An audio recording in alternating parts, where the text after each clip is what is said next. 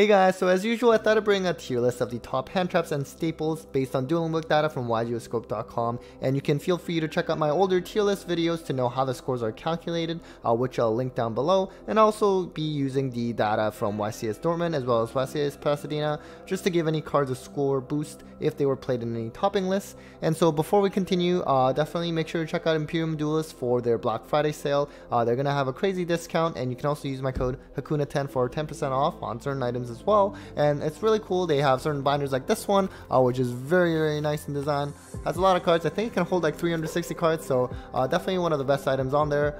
So definitely go make sure to check them out. And so yeah, let's just get right to the video. Now let's get started with this tier list, and a quick note, I did not bother including Mystic Mine on this one since it is banned now starting in December and will not see any play. But technically all of the cards that you see on this tier list is based on previous week's data, so it isn't reflective of how they rank for the next format in December. So starting off we have the Bestials, but we actually have Druid's Worm as the highest scored Bestial.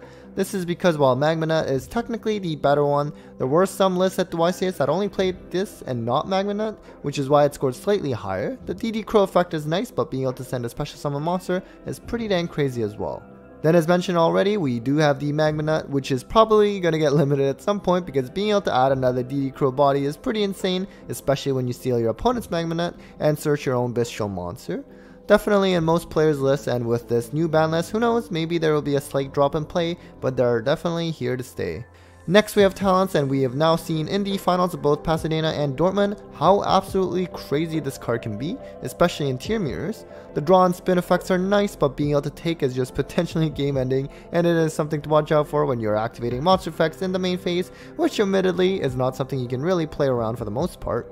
Then we have yet another Bestial in Serenir, which is the least played among the three, but some lists do max this one out as well, because after all, they're all 2500 attack DD Crows. Lastly, we have Call by the Grave, which might even see more play moving forward now that Orange Heralds got limited. A Sakiwana, but is now the main way to stop Shifter aside from Gamma, and is also convenient in stopping tier fusions, although most players are running tier right now, and this card may just end up getting milled instead. Starting with tier B, we have Harpy's Feather Duster, which is another card that may see more play after the new ban list comes into effect, considering that D-Fissure and Macrocosmos are at 3. A third of the topping list were running it, so it's not a card that's guaranteed anymore in everyone's list, but it is just a blowout and has no restrictions. Similar to Feather Duster, Lightning Storm has actually been seeing an increase in play in the past couple of YCS events, and again, may see more play now thanks to that recent ban list. It can be more comprehensive than Feather Duster, as it can also hit attack position monsters, and so this card is something to consider in your side for next format if you are not already planning on it. Then we have some monster negation in Dark Ruler No More. I actually thought Droplet would be ranked higher since most tier lists like to run it to stop Dweller from resolving, but Dark Ruler definitely has its applications as well, and it does not hurt to run both. Sprite is still somewhat in the mix in the format, and also against Thunder. Droplets may be dead due to Shifter, so this card is still very strong. Speaking of droplets, that comes next, and it's usually not the greatest sign if this card is being played a lot, because this means we are in situations where there is some quick effect triggering that might just make you not play for the whole turn, such as Scythox back a few formats ago, or even something like VFD and Numeron's Exile a couple of years back. Next we have Dimension Shifter, which is technically a really strong hand trap, but is only ranked this low because, let's be real, most decks out there actually cannot run this card, although a lot of rogue decks are probably trying their best to modify their list so that they can run it, since this card is just devastating against tiers. Then we have some more back row hate in Cosmic Cyclone, which on Dueling Book this seems to be very popular and more popular than Twin Twisters, although based on the YCS topping list, twins are also very popular, especially in tiers, since they could possibly discard something like Agito or any of the Grave Shufflers. Being able to banish has always been strong, especially against something like Sullick. At least now we don't have to worry about trying to out Mystic Mine. Next we have Cyframe Gear Gamma, which now that oranges are essentially unplayable, we have this as our main option to stop Shifter. Pretty crazy that it had a 61% match win percentage in matches where this card was played, but as I always say, we have to take these win percentages with a grain of salt because this only reflects the overall match win percentage and not the exact game where Gamma was actually activated. Still a very strong card, and if you saw my YCS Top Cut breakdowns, you'll know that this card is only sided if played nowadays. Then we have Zombie World, which is interesting because on Dueling Book this actually was not played much at all, but the score got inflated a lot because this card saw a lot of play in the side, especially for tier limits, because it's the best way to combat against Flunder, as they would not be able to tribute other than zombie monsters. This, along with Necroral Banshee, is definitely the best Flunder hate. Starting in Tier C, we have Super Polymerization, which actually has been declining more and more in play lately, even though it used to be a tier limit mainstay. In this current Ishizu tier format, Super Poly is not as good, I find, but then again, if people disrespect it and end on Rukalis and Abyss Dweller, they may get heavily punished. Dodge the ban list yet again, but at least it's not as rampant as it was a format ago, before Magnificent Mavens. Then we have Imperm, which actually is very strong right now and would be ranked higher if there were actually more decks other than tiers being played. Stopping the Kid is really strong, and this has always been one of the most versatile hand traps we've had. Can also stop Floodgates for a turn potentially, which may come a bit more now that Diffuser and Macrocosmos are unlimited.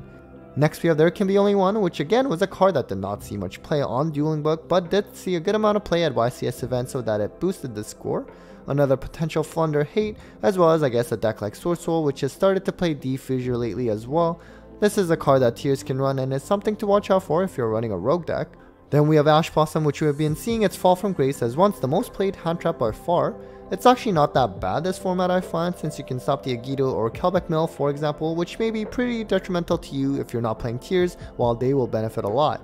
We then have Keshira Fenrir, which has actually been seeing decline in play among sprite lists at least, but is picking up steam with earth-based decks like Madolche Vernisylph or Naturia Shizu. Still a strong card, and once Photon Hypernova comes out, this card will be deadly. Next we have another hand trap in Ghost Bell, which is pretty strong right now since it can stop the tier fusions as well as the Grave Shufflers among many things. Definitely seeing some play at the YCS events and is something to consider. Then we have Evenly Match, which has been seeing a big drop in play at the YCS and also in this tier list compared to last month's. Still a strong card and the best generic board wipe card there is, but especially in this upcoming format where if they can just keep one and they have Diffuser or Macrocosmos, that still might be enough to stop tiers, so a total backrow removal may be more preferable. Speaking of Diffuser, we do have that next, and it would again be ranked higher if it wasn't for the fact that most decks cannot play optimally under this. Now this is at 3, curious to see how the next format will be like. Although tier limits will of course still be the best deck. Not a fan of Floodgates, so I don't really like the direction that Konami took. Then we have Nibiru, which I'm actually surprised that it was played enough to make it to this month's tier list. Not the greatest against tiers, but can basically be good against any other deck aside from Flunder, and when people don't respect Nib, that's when it can still be impactful and worth running potentially, depending on the kind of tournament you're entering. Lastly, we are in Tier C, and we start with Solemn Judgment, which I find is always popular on Dueling Book, and of course is sort of a staple in Flunder side decks. While the life point cost used to not matter so much in this format with Ishizu tiers taking so long, the cost may actually be a bit of a hindrance at the moment despite its ability to stop nearly anything. Then we have Lava Golem, which has saw a decline in play ever since Runic Sprite became really bad to play because of the Ishizu Grave Shufflers. Still a strong card and can out many monsters without triggering anything, not to mention its effect activates in the standby phase so that you can trigger a Havness. But remember, Lava Golem is a special summon and not a normal summon, so this card is terrible against Flunder. And lastly, we have Skullmeister, which I actually really like because it's similar to Bell. It can stop the tier fusions and the Ishizu Grave Shufflers, but it is not once per turn. Definitely a strong card this format, so if you're playing a deck like Sprite with a lot of hand traps, this one is worth considering. Alright guys, so that was it for this month's hand trap and staple tier list. Hope that was interesting. Looking forward to how this will change once the new ban list in December comes into effect. As always, a big thanks to my Patreons, Eileen Dice Queen, Bolt Spider, Cybernetic, Brandon Jaren, Barrelord, Spooky Boogie, Steven Phillips, and Chaz Blanks, as always, for supporting the channel. You guys are great. If you're interested in joining my Patreon, link down below. Take care, guys.